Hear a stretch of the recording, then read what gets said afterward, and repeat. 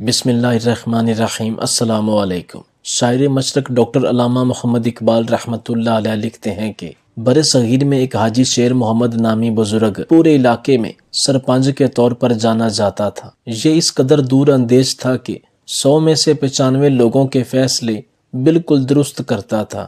جہاں یہ فیصلہ نہ کر پاتا، اسے سمجھ نہ آتا تو یہ معذرت کر لیتا اور صاف کہتا کہ میں اس مقدمے کا فیصلہ نہیں کر سکتا، لہٰذا آپس میں سلجھاؤ یا کسی اور شخص کے پاس لے جاؤ، ایسے شخص کے پاس جو اس مقدمے کا اللہ رسول کو حاضر ناظر جانتے ہوئے صحیح فیصلہ کر سکے۔ نہ کہ صرف اس علاقے بلکہ ارد گرد کے علاقوں سے بھی لوگ حاجی شیر محمد کے پاس اپنے الجھے ہوئے مسائل لے کر آتے اور ان سے فیصلہ کرواتے۔ لوگوں کی اکثریت یہ مانتی تھی کہ حاجی شیر محمد حق پر فیصلہ کرتا ہے، غریب امیر میں تمیز کیے بغیر انصاف کے ترازو کو مقدم رکھتا ہے۔ اسی طرح عید الفطر کے دن یہ اپنے ڈیرے پر بیٹھا لوگوں کے مقدمات سن رہا تھا کہ ایک غریب کسان حاجی شیر محمد کے سامنے حاضر ہوا اور کہا، میرا انتہائی قیمتی بیل ہمارے قبیلہ کے سردار نے چوری کر لیا ہے۔ رات کو 2 بجے تک میں اپنے بیل کے پاس ہی تھا، پھر میں عید کی تیاری کرنے کے لیے اپنے بیل کو تنہا چھوڑ کر گھر میں چلا گیا، کپڑے تبدیل کیے اور عید الفطر کی نماز ادا کی۔ اس کے بعد واپس آیا، کپڑے تبدیل کیے اور جب میں اپنے بیل کی طرف چارہ لے کر گیا تو وہاں پر بیل موجود ہی نہیں تھا۔ حاجی شیر محمد نے اس کسان کی ظاہری شکل و صورت دیکھی تو انہیں بھی یقین نہیں ہوا کہ اس کسان کا کوئی بیل ہوگا۔ پھر حاجی شیر محمد نے اسے کہا کہ تمہارے پاس کوئی گواہ ہے؟ تو اس کسان نے کہا کہ نہیں۔ حاجی شیر محمد نے پھر اسی وقت اس قبیلہ کے سردار کو بلوایا جس پر الزام تھا کہ اس نے اس کسان کا بیل چوری کیا ہے۔ وہ قبیلے کا سردار حاجی شیر محمد کے سامنے حاضر ہوا تو پھر انہوں نے اس غریب کسان سے پوچھا تو اس کسان نے کہا کہ یہی ہے ہمارے قبیلہ کا سردار اور اس نے میرا قیمتی بیل چوری کیا ہے۔ حاجی شیر محمد نے اس سردار سے کہا کہ کیا یہ سچ ہے؟ اس سردار نے کہا کہ حاجی صاحب یہ جھوٹ بول رہا ہے، اس کسان کی 2 وقت کی روٹی پوری نہیں ہوتی تو یہ بیل کو کہاں سے کھلائے گا؟ یہ بیل میرا ہے۔ حاجی صاحب نے کہا کہ تمہارے پاس کیا کوئی گواہ موجود ہے؟ تو اس سردار نے کہا کہ جی حاجی صاحب۔ پھر اس قبیلہ کے 70 مرد اس سردار کے حق میں گواہی دینے حاجی صاحب کے ڈیرہ میں حاضر ہوئے اور ہر ایک نے قسم اٹھا کر گواہی دی کہ یہ بیل اس سردار کا ہے، جبکہ یہ کسان جھوٹ بولتا ہے اور یہ کسان تو بہت زیادہ غریب ہے۔ ان 70 مردوں کی گواہی لینے کے بعد حاجی صاحب نے اس کسان سے کہا کہ تمہارا کوئی گواہ؟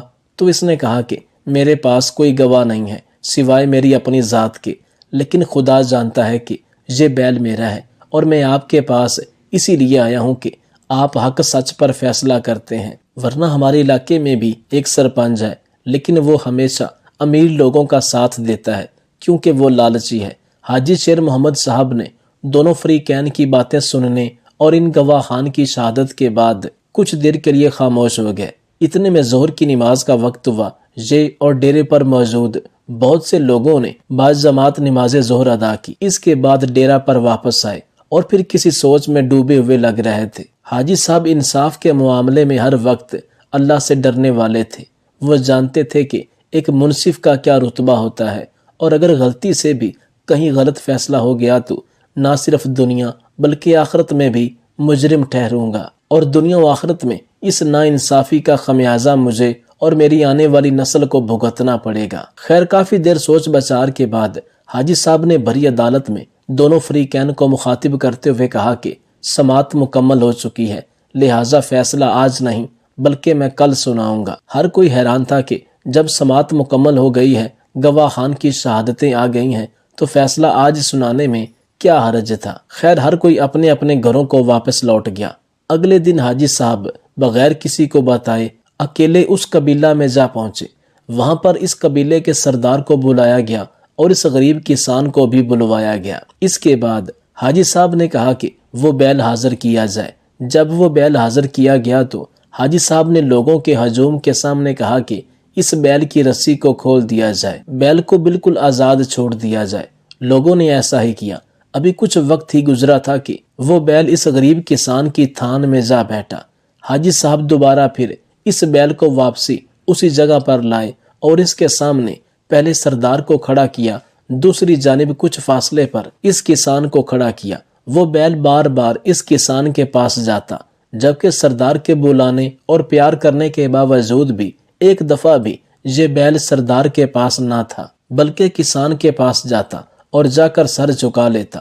لوگوں سمیت جب حاجی شیر محمد نے یہ منظر دیکھا تو انہوں نے تاریخی الفاظ لکھے اور کہا کہ آج اس قبیلہ میں بسنے والے تمام ہندوؤں، سکھوں اور مسلمان مردوں کے لیے ڈوب مرنے کا مقام ہے، اور انتہائی افسوس کے ساتھ یہ کہنا پڑ رہا ہے کہ میں نے ایک بیل کی گواہی قبول کر لی اور 70 مردوں کی گواہی رد کر دی۔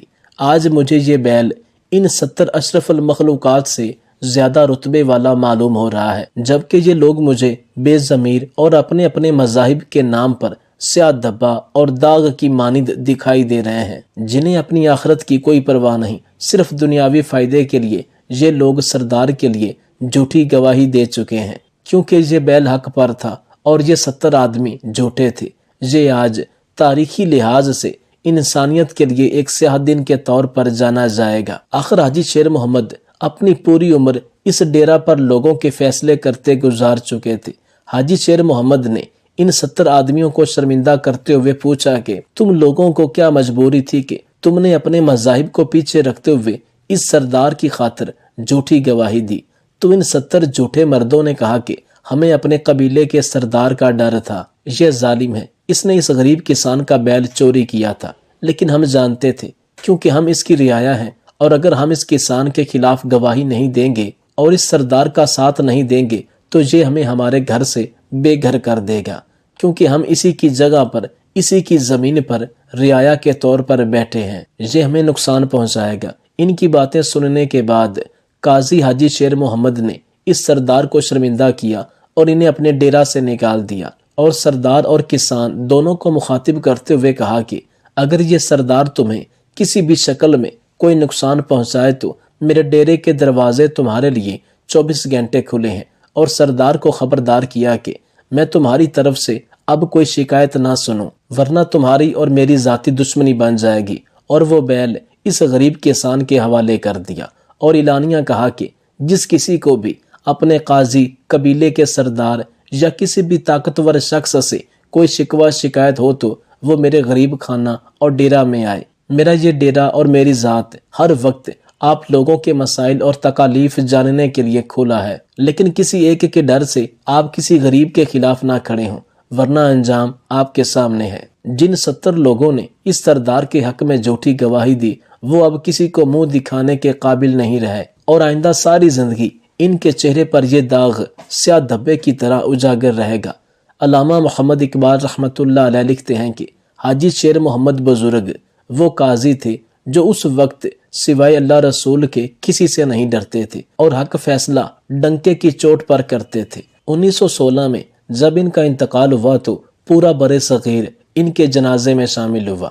ہر آنکھ اشک بار تھی، کیونکہ حاجی شیر محمد نے بارش، گرمی، سردی، عید، جب کوئی بھی تہوار کیوں نہ ہوتا، ہر وقت اپنے ڈیرے پر لوگوں کی خدمت کے لیے دستیاب رہتا۔ سب سے بڑی بات یہ تھی کہ وہ کسی سے 1 روپے کا روادار نہیں تھا۔ حق سچ کا فیصلہ کرنے پر اگر انہیں کوئی کسی بھی لحاظ سے مٹھائی، پیسے یا کوئی جانور وغیرہ دیتے تو یہ صاف انکار کر دیتے اور صاف کہتے تھے اسے اپنے بچوں پر خرچ کرو، اور یا پھر کسی غریب، یتیم، مسکین پر خرچ کر دو، مجھ پر یہ مٹھائی، پیسے، جانور، کپڑے حرام ہیں۔ میرے لیے اگر کچھ کر سکتے ہو تو وہ صرف دعا ہے کہ اللہ تعالی مجھے دنیا و آخرت دونوں جہانوں میں سرخ رو کریں۔ قاضی حاجی شیر محمد صاحب کے پاس ذاتی چند مویشی تھے جن سے وہ اپنا گزر بسر کرتا تھا، اور کچھ زمین تھی جس سے فصل اگاتا اور اسے بیچتا۔ بے شک حاجی شیر محمد نہ صرف دنیا بلکہ آخرت میں بھی کامیاب ہوگا، کیونکہ لوگوں کی دعائیں اس کے لیے صدقہ جاریہ کے طور پر کام کریں گی۔ اللہ تعالی ہم سب کو حق کا مسافر بنائے اور ہمیشہ انصاف قائم کرنے والا بنائے۔ علامہ محمد اقبال رحمۃ اللہ علیہ کی زندگی کا ان کی ذات سے جڑا واقعہ بیان کرتے ہیں کہ میں لندن میں وکالت کرتا تھا تو ایک عیسائی خاتون، لیڈی بارنس اس کا نام تھا، وہ مقدمات لے کے میرے پاس آتی تھی۔ لیڈی بارنس ایک ہوٹل چلایا کرتی تھی، اس کا خاوند فوج میں ملازم تھا۔ اقبال فرماتے ہیں کہ ایک دن وہ خاتون پھر کسی کیس کے سلسلے میں میرے پاس آئی تو اس نے نقاب اوڑھا ہوا تھا، برقع کیا ہوا تھا۔ اس سے پہلے میں نے اسے کبھی بھی نقاب میں نہیں دیکھا تھا، تو میرے لیے یہ ایک حیرانگی والا لمحہ تھا۔ چونکہ اس نے نقاب اوڑھا ہوا تھا تو کہتے ہیں وہ نشانی کیونکہ اہل اسلام کی تھی تو مجھے تجسس ہوا۔ میں نے کہا لیڈی بارنس خیریت ہے، آپ نے برقع پہنا ہوا ہے؟ تو وہ کہنے لگی اقبال مجھے پکا یقین تھا کہ آپ ضرور پوچھیں گے۔ پھر اس نے کہا کہ الحمدللہ میں مسلمان ہو گئی ہوں۔ میں نے فوراً کہا کہ آپ کا شوہر تو فوج میں ملازم ہے، فوجی کے لیے مذہب بدلنا اور پھر ملکی قانون اور یہ چیزیں۔ تو کہنے لگی اس نے مجھے کیا کہنا تھا، وہ خود کلمہ پڑھ چکا ہے۔ تو کہتے ہیں میں اور متجسس ہوا، پھر وہ کیس کی بات کرتی تو میرا تجسس اور بڑھ گیا۔ میں نے کہا تو کیس چھوڑ، یہ بتا کلمہ کیسے پڑھا؟ تو کہنے لگی اقبال اصل بات یہ ہے کہ میں بے اولاد ہوں، جبکہ خامد بھی بڑے اچھے پیسے کماتا ہے، میں خود بھی ہوٹل چلاتی ہوں، پر ڈپریشن اور ٹینشن اور بلا وجہ کی پریشانیاں جان نہیں چھوڑتی۔ یہ ٹینشن اور ڈپریشن کا مجھے عربی میں ترجمہ کوئی نہیں ملا۔ ڈپریشن اور ٹینشن کا عربی ترجمہ ڈھونڈنے کی بہت کوشش کی لیکن نہیں ملا۔ مجھے عربی لغت کے اندر ان کے معنی نہیں ملے۔ مجھے لگتا ہے کہ اس زمانے میں یہ چیزیں تھی ہی نہیں، ہوتی تو ان کا کوئی نام وغیرہ ضرور ہوتا۔ مجھے یقین ہو گیا ہے کہ یہ آج کے دور کی ہی پریشانیاں ہیں۔ یہ ٹینشن ڈپریشن ہم لوگوں کے خود پیدا کیے ہوئے ہیں۔ خواہ مخواہ کی خواہشات اور بڑے خواب دیکھ کر، ایک حد سے زیادہ امیدیں باندھ کر۔ پھر لیڈی بارنس نے مجھے مخاطب کرتے ہوئے کہا کہ اقبال مجھے بہت ٹینشن ڈپریشن رہتی تھی، ہر وقت بڑی میں پریشان رہتی تھی۔ میرے ساتھ ایک عجیب واقعہ ہوا کہ میرے ہوٹل میں ایک بابا خان نامی بزرگ کام کرتے تھے۔ بوڑھے آدمی تھے، 70 سال کے قریب عمر تھی۔ ان کا ایک بیٹا تھا، ایک بہو تھی، ایک پوتا تھا۔ لیکن اس بوڑھے بزرگ کا بیٹا بیچارہ بیمار رہتا تھا تو لہٰذا وہ خود مزدوری کرتے۔ ایک دن میں اپنے ہوٹل پر تھی کہ بابا خان میرے پاس آئے، کہنے لگے 4 دن کی چھٹی چاہیے۔ تو میں نے کہا خیریت ہے؟ کہنے لگے میڈم میرا بیٹا فوت ہو گیا ہے۔ اقبال کہتے ہیں کہ باپ کا جنازہ پڑھنا آسان ہے، بیٹے کا جنازہ اٹھانا بڑا مشکل کام ہے۔ میں کچھ لکھ رہی تھی، میرے ہاتھ سے قلم گر گیا۔ میں نے خود گاڑی بھیجی، بابا جی گاؤں چلے گئے جہاں وہ رہتے تھے۔ یہ عیسائی عورت کہتی ہے 2-3 دن کے بعد میں اور میرا شوہر بابا خان کے گاؤں گئے۔ ہم راستے میں باتیں کر رہے تھے کہ کیا تعزیت کریں گے، ایک ہی بیٹا تھا اور کوئی رشتہ دار بھی نہیں، اس کی تو کل کائنات اجڑ گئی۔ جب ہم گئے تو وہ ٹوٹی پھوٹی چٹائی پر بیٹھا تھا۔ کچھ لوگ قریب تھے، ہم نے جا کے بابا سے کہا آپ مسلمان ہیں، ہم آپ کو کیا نصیحت کریں گے، ایک ہی تو بیٹا تھا، کس طرح ہم آپ کو تسلی دے سکتے ہیں۔ اس نے آنکھیں کھول لیں، بوڑھی آنکھوں میں ایمان کی روشنی تھی۔ کہنے لگے بی بی کیا تعزیت کی بات کرتی ہو، میں نے کوئی پیسے جمع کرا کے بیٹا لیا تھا، خدا نے فضل سے دیا تھا، عدل سے لے لیا، میں اپنے رب کے فیصلے سے بڑا راضی ہوں۔ اللہ اکبر۔ وہ خاتون کہتی ہے کہ میں نے بابا جی سے کہا کہ چلو 1 مہینے کی چھٹی کر لو، تو کہنے لگا کہ نہیں، میں مسلمان ہوں، محنت کی روٹی کھاتا ہوں، میں انشاءاللہ 2-3 دن کے بعد واپس آ جاؤں گا۔ کہتی ہے وہ چند دن کے بعد آ گیا، اللہ کی قدرت کے ابھی 2-3 ماہ ہی گزرے تھے کہ پھر آ گیا۔ کہنے لگا میڈم چھٹی چاہیے کچھ دنوں کے لیے۔ میں نے کہا خیریت ہے؟ کہنے لگا وہ میری بہو بھی فوت ہو گئی ہارٹ اٹیک سے۔ یہ کہتی ہے اب میں تڑپ گئی اور عیسائی ہو کے میری آنکھوں میں آنسو آ گئے۔ میں نے کہا گھر کا دروازہ بند ہو گیا، اب یہ بیچارہ کیا کرے گا؟ کہتے ہیں ہم پھر 2-3 دن کے بعد تعزیت کے لیے گئے۔ وہ پھر ٹوٹی ہوئی چٹائی پر بیٹھا زمین پر کچھ بنا رہا تھا۔ کہتی ہے میں قریب گئی، میں نے کہا بابا اب تو تسلی آپ نے خود ہی کرنی ہے۔ اس نے آسمان کی طرف دیکھا تو کہنے لگا بیٹی کوئی پریشانی نہیں ہے، میرا بیٹا بغیر شادی کے بھی تو فوت ہو سکتا تھا، بس میرے مالک نے جب چاہا جیسا چاہا ہوا، میں انشاءاللہ 2-4 دن کے بعد آ جاؤں گا۔